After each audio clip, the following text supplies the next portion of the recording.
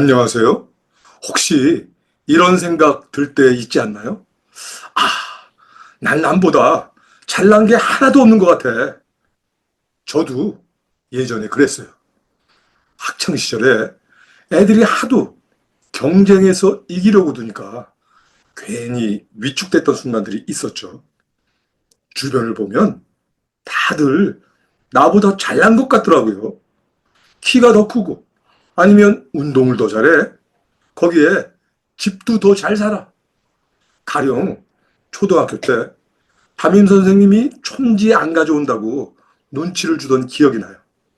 그런데 우리 집 사정을 생각하면 어린 마음에도 그런 말은 할 수 없었죠. 결국 촌지 많이 가져온 애는 이뻐해주고 저는 찬밥이었죠.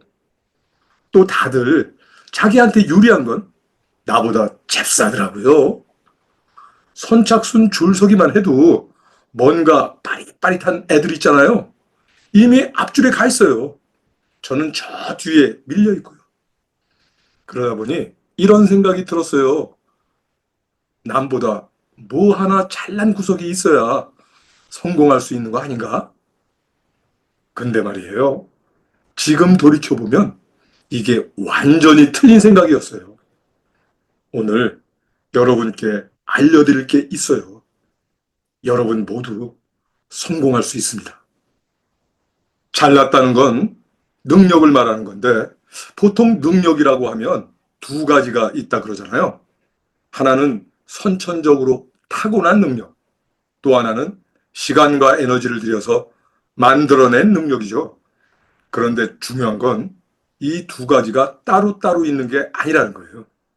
선천적으로 타고났다 해도 시간과 에너지를 들이지 않으면 만들어지지 않죠.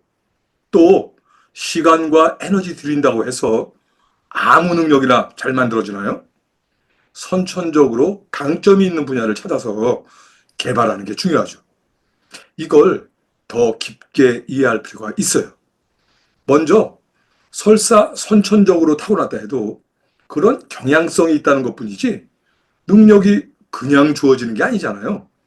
가령 세계적인 연주가나 스포츠 선수가 그냥 그렇게 된 거 보셨어요? 엄청난 시간과 에너지를 쏟아부었기 때문에 가능했던 거죠. 한 명도 예외 없어요. 잠깐만요. 그런데 능력만 타고나는 면이 있는 게 아니에요. 선천적인 특성엔 첫째, 욕구 성향, 둘째, 타고난 성격 성향, 기질이라고 하죠. 그리고 셋째, 능력 특성이 있죠. 그런데 이 중에서 능력 특성만큼은 다른 특성하고 다르게 상당히 가변적이죠. 욕구 성향이나 기질은 잘 안 바뀌지만 능력은 확 바뀔 수 있어요. 물론 능력에도 수많은 능력 분야별로 내 특성의 분야는 있죠. 능력 특성 분야의 예로 가령 저 같은 사람한테 역도 선수 되라고 하면 어떻게 되겠어요? 저는 완전 망하겠죠. 이렇게 능력 특성 분야는 있지만 가변적이라서 내가 상대적으로 강점 있는 분야에 정성을 쏟으면 생각지도 못했던 능력이 만들어질 수 있어요. 이걸 잠재력이라고 하죠. 능력이 우수해진다는 건 바로 이 잠재력을 발휘한다는 말과 비슷해요.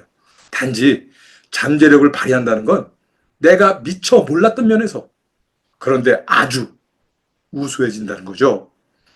세계적인 연주가나 스포츠 선수는 운이 좋았건 어떤 이유건 자신의 능력 강점 분야를 찾아낸 셈이고 이걸 키우면서 잠재력이 발휘된 거죠.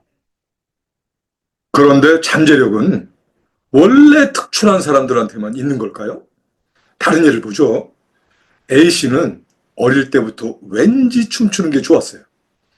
근데 부모님이 공부나 해서 포기했죠. 그냥 성적에 맞춰 대학에 들어갔지만 A씨는 춤추는 동아리에 가입했어요. 본격적으로 배워보니까 너무 재미가 있는 거예요. 그래서 정성을 쏟게 됐죠. 그랬더니 어느새 춤 잘 추는 춤꾼이 되었어요. 유튜브에 춤 영상을 올리기 시작했는데, 이게 또 반응이 뜨겁네요. 결국 안무가의 길이 열렸죠.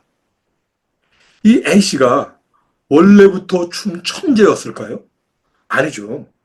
왠지 흥미가 땡겼고, 그래서 시간과 에너지를 쏟았더니, 다른 말로 정성을 들였더니 잠재력이 깨어난 거죠. 여기서 잠깐, 우리가 천재라는 말 하잖아요. 그냥 무지무지 특출한 사람이죠. 하지만 그런 천재는 현실엔 없어요. 천재라는 말 자체에 비현실적인 환상이 섞여 있죠. 관심 가서 정성을 들이다 보니까 잠재력이 깨어난 그런 사람만 있을 뿐이죠. 그러니까 천재 아니라고 기죽지 마세요. 그런 건 없으니까요. 자, 보세요. 나는 남보다 잘난 구석이 없어. 이거 틀린 말이에요. 여러분은 다 대단한 잠재력을 갖고 있어요. 상상도 못한 우수한 능력의 가능성, 이거 우리 모두한테 있습니다. 그런데 솔직히 말해서 자신이 타고난 능력 강점 분야가 뭔지 확실하게 아세요? 그거 사실 잘 모르잖아요. 한술 더 떠서 얼마나 잠재력이 있는지는 더 몰라요. 그래서 해보기 전에는 절대 알 수가 없어요. 뭘 해봐야 되죠. 세계적인 연주가나 스포츠 선수는 해봤죠. A씨는 춤추는 동아리에 들어갔죠. 나한텐 어떤 잠재력들이 깨워주기를 기다리고 있을지 궁금하지 않으세요? 잠자고 있는 잠재력을 깨우세요. 이러면 더 잘날 수 있고 성공할 수 있어요. 그럼 도대체 잠재력을 어떻게 깨워요? 자, 봅시다. 잠재력이 발휘돼서 성공한 모습으로 보통은 돈이나 지위를 많이 얘기하죠. 이거 중요해요. 그런데 성공엔 이것 말고 다른 것들도 있죠.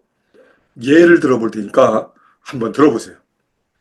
B씨는 왜소한 체격 때문에 멋진 이성의 눈을 끌기가 어려웠어요. 하지만 자신은 그걸 무엇보다 원한다는 걸 알았죠. 이게 굉장히 중요해요. 그래서 어떡하지 하고 고심해 보니까 멋진 이성의 파트너가 될 수 있는 방법은 좋은 직장을 확보하는 거라고 판단했어요. 시간과 에너지를 쏟은 결과 남들이 부러워하는 직장을 얻었죠. 잠재력이 발휘된 거예요. 그 후 결혼 중개 회사에 등록을 했고 마음에 드는 이성을 만나서 결혼까지 했죠. 이것도 성공한 거 아니에요? 돈이나 사회적 지위만 성공이 아니라니까요. 여기서 중요한 포인트. 나는 뭘 진짜 원하지? B씨는 이걸 찾아낸 거예요. 그리고 그걸 실현하기 위해서 시간과 에너지를 쏟았죠. 그런데 그렇게 못하는 사람은 이유가 뭘까요? 솔직히 우리 시간과 에너지 쏟는 거 잘 못하잖아요. 시간과 에너지를 쏟는 건 힘들죠. 그러니까 애당초 피하는 거죠. 이것도 아주 일리 있죠. 무턱대고 잠재력 발휘를 위해서 시간과 에너지를 쏟아라? 아주 공허한 말이죠. 그 힘든 걸 하려면 그럴 강한 이유가 있어야 할 거 아니겠어요? 그러면 B씨는 어떻게 하게 됐어요? B씨는 자기가 진짜 원하는 게 뭔지 알아냈고, 그리고 그걸 존중했죠. 그래서 힘들어도 하겠다는 의지가 커졌어요. 무슨 말이냐? 내 타고난 욕구 성향에서 진짜 원하는 게 뭔지를 관심 갖고 알아보세요. 그리고 존중해 보세요. 그러면 합니다. 또 다른 중요한 포인트. 앞에서 말한 것처럼 시간과 에너지 들인다고 아무 능력이나 생기지는 않잖아요. 내 능력 특성에 맞는 분야를 찾아야죠. B씨는 상대적으로 공부를 잘하고 성실하다는 강점이 있었어요. 그래서 그거에 맞게 좋은 직장을 얻는데 집중했죠. 다시 말해서 내 타고난 능력 강점 분야와 기질을 알아내서 그거에 맞게 원하는 걸 실현할 방법, 이걸 정하세요. 그러면 잠재력이 잘 발휘됩니다. 그리고 우리가 사실은 더 관심 있는 성공할 확률은 어떨까요? 당연히 더 높겠죠. 적성검사다 뭐다 검사들 많잖아요. 이런 의도를 가지고 활용해 보는 거 좋죠. 기질 얘기도 잠깐 할까요? 가령 내향성이 커서 사람 만나는 게 참 고된 사람 보고 영업을 하라고 하면 어떨까요? 스트레스 엄청 받겠죠. 자, 이런데도 여전히 나는 남보다 잘난 게 없어 하는 분들도 있을 거예요. 아무리 눈 비비고 찾아봐도 뭐 선천적으로 잘난 강점 분야 그런 거 없어. 이런 분들이죠. 해결해 드릴 테니까 잘 들어보세요.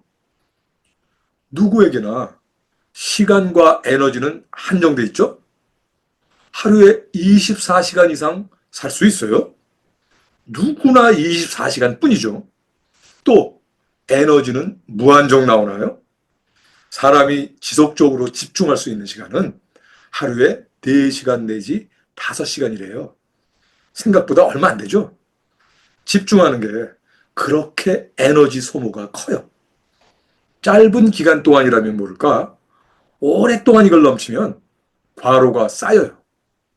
심하면 과로사 할 수도 있어요. 그런데 팔방미인이라고 하잖아요.